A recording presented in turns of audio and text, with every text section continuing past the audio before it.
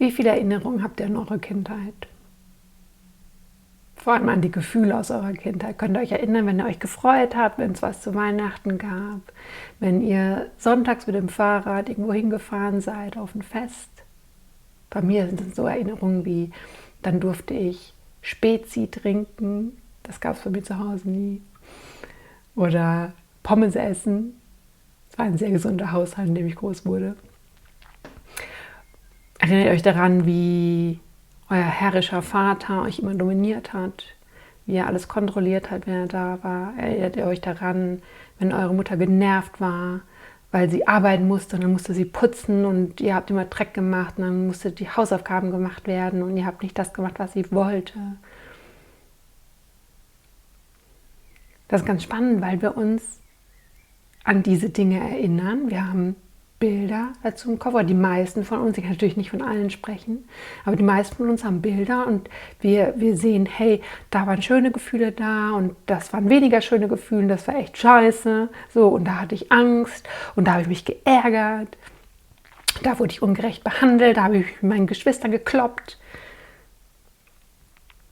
Und trotzdem scheinen wir nie die tiefen Auswirkungen dieser Gefühle zu verstehen und sie mit ins Hier und Jetzt zu nehmen, weil wir glauben, das ist etwas Vergangenes. Das ist in der Vergangenheit passiert. Als Kind wurde ich halt immer von meinem Vater geschlagen, wenn ich nicht das gemacht habe, wie er es haben wollte, wenn ich nicht brav war. Und brav sein bedeutet ja einfach nur, das zu tun, was die Eltern wollen. Weil was ist schon brav sein? Brav sein bedeutet, sich so zu verhalten, wie das Umfeld von einem erwartet als Kind. Das ist brav sein. Und wenn man in einem mafiösen Umfeld groß wird, ist brav sein, andere Leute zu schlagen und denen ihre Sachen zu klauen. Es gibt also durchaus eine brav sein. Also wenn ihr euch nicht verhalten habt, wie eure Eltern das wollten, wurdet ihr bestraft in irgendeiner Form. Man kann sich vielleicht daran erinnern, dass das echt scheiße war. Ja.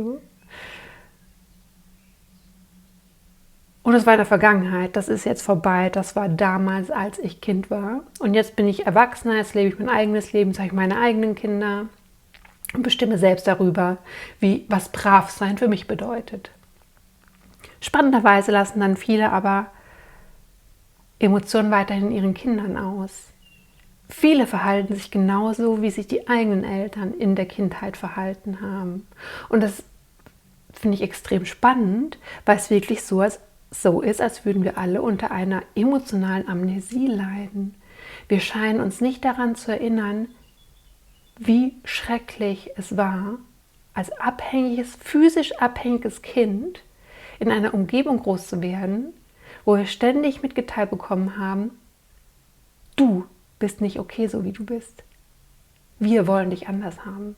Und du wirst nur geliebt. Du bist nur Teil dieser Gesellschaft. Du bist nur Teil dieser Familie, wenn du so bist, wie wir dich haben wollen. Wenn du brav bist. Jetzt glauben wir, wie gesagt, das wäre in der Vergangenheit geblieben. Und das hat nicht so mit unserem Hier und Jetzt zu tun, aber es hat immer mit unserem Hier und Jetzt zu tun. Ich habe da ein Bild immer im Kopf. Kennt ihr noch die alten Microsoft-Computer?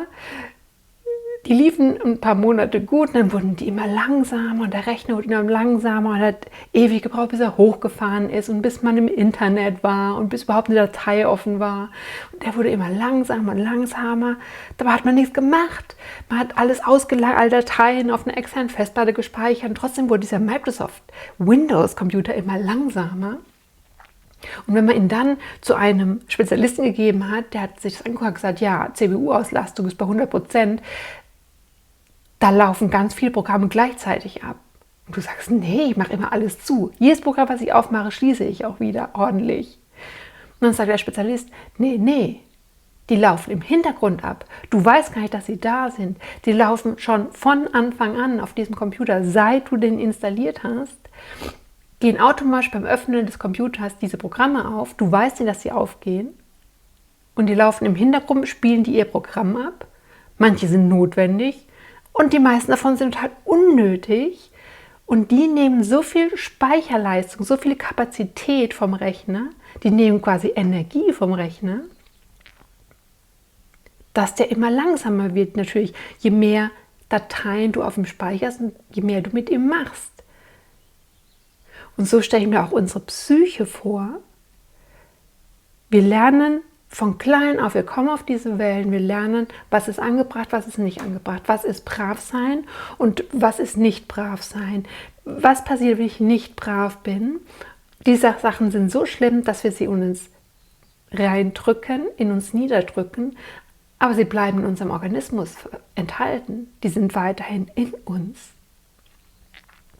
Wir unterdrücken sie nur. Also es gibt Programme in uns, die gelernt haben, oh, was ist angebracht, was nicht. Und das läuft für den Rest unseres Lebens so ab. Dann kommen wir in den Kindergarten und lernen Freunde kennen. Und wie wollen die, dass ich mich verhalte? Und dann kommen wir in die Grundschule und dann gehen wir.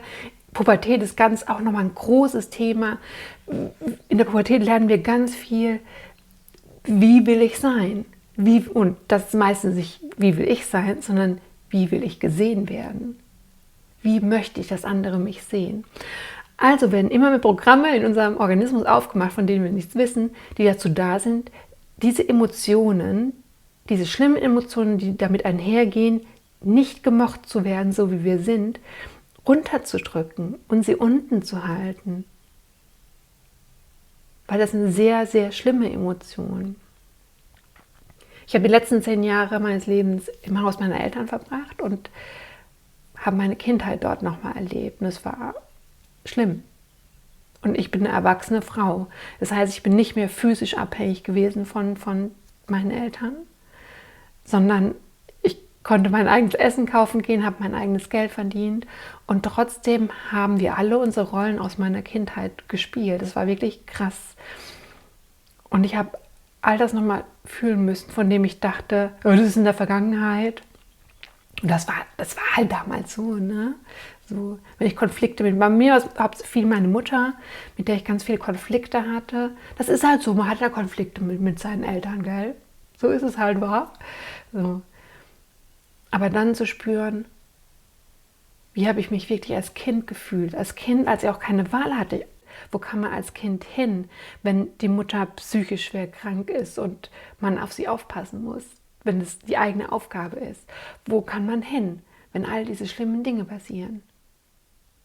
Und die wenigsten von uns haben jemanden, wo sie hin können. Und das Einzige, was wir als Kinder machen können, ist, all das zu unterdrücken, was nicht gesehen werden möchte von meinem Umfeld, was bestraft wird, vor allem Emotionen, Wut, also jegliche Art von spontan ausgelebter, starker Emotion. Das kann auch Freude sein. Wir lernen also das zu unterdrücken und zwar so tief in unseren Organismus, dass wir gar nicht mehr wissen, dass es überhaupt noch da ist. Und in unserem Erwachsenenalter ploppen die immer wieder hoch, ohne dass wir es wissen. Wir lassen es an unseren eigenen Kindern aus. Wir leben unbewusst das aus, was unsere Eltern mit uns gemacht haben. So, als würden wir uns nicht mehr an diese Emotionen erinnern und wie schlimm das für uns als Kind war. Was daran liegt? Ja, wir erinnern uns nicht mehr. Die wenigsten von uns.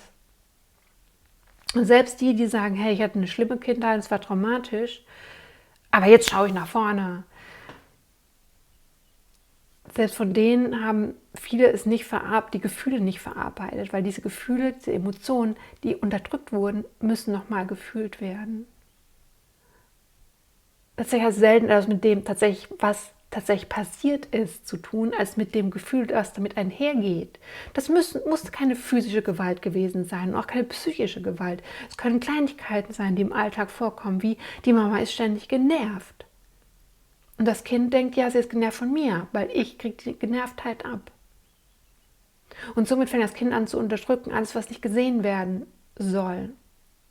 Wo das Kind lernt, das darf nicht sein. All diese Emotionen, nicht nur die starken Emotionen wie Wut und Freude und Angst, sondern auch die Emotionen, die mit dieser Abhängigkeit einhergehen. Mit diesem Gefühl der Abhängigkeit, mit diesem Gefühl, ich kann nur überleben, wenn ich mich anpasse. Das ist Kindheit. Passe dich an. Nur so überlebst du bei uns in der Gesellschaft, wenn du dich anpasst. Also drücken wir alles weg, was nicht geht. All diese Verzweiflung, diese Traurigkeit, dieses sich wehren wollen gegen diese Ungerechtigkeit, dass man ungerecht behandelt wird. Und was passiert, das nimmt uns enorm viel Energie. Mich wundert es nicht, dass Depressionen auf dem Vormarsch sind, weil es kostet enorm viel Energie, all das immer unten zu lassen. Und wir wissen gar nicht, dass wir das tun. Das ist ja keine bewusste Entscheidung. Das ist ein im Hintergrund ablaufendes Programm wie bei den Microsoft-Computern, von dem wir nicht wissen, dass es abläuft. Und es ist ein riesiger Schritt, da wieder hineinzuspüren und zu erkennen, wie hat sich das wirklich angefühlt, als ich nicht geliebt wurde, als ich nichts wert war, weil ich meine Hausaufgaben nicht richtig gemacht habe, als ich nicht genug war, weil ich keine gute Note geschrieben habe.